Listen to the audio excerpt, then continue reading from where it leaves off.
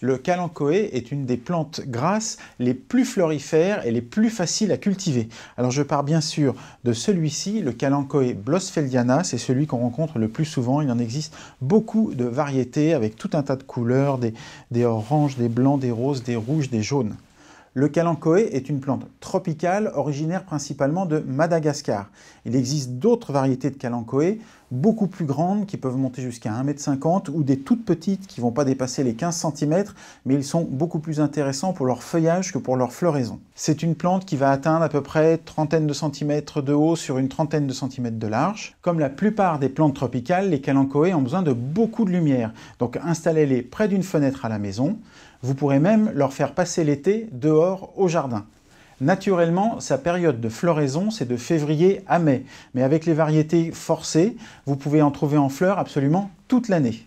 Il faut être attentif aussi aux arrosages.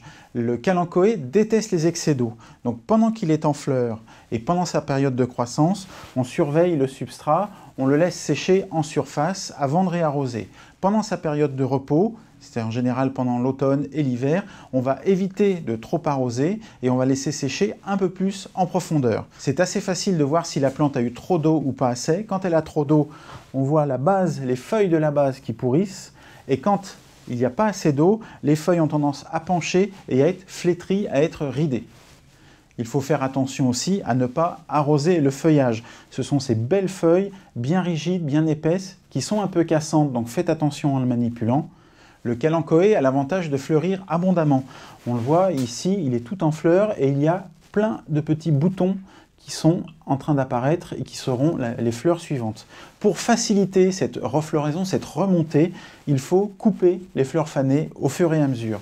Et puis il ne faudra pas hésiter non plus à le rempoter une fois tous les 2 ans. Après la floraison, ça va le renforcer. Vous le diminuerez aussi dans sa taille, dans sa hauteur, pour pas qu'il prenne un aspect trop dégingandé. Ça aussi, ça va stimuler la floraison. Pour la bonne santé de la plante, quand une feuille est flétrie, jaunie ou abîmée, il faut la retirer. Ici, par exemple, j'ai une feuille qui est cassée. Alors, je vais tout simplement la pincer, c'est-à-dire la couper en la pinçant entre l'ongle de mon pouce et de mon index. Voilà, je vais retirer. La plante ne s'en portera que mieux.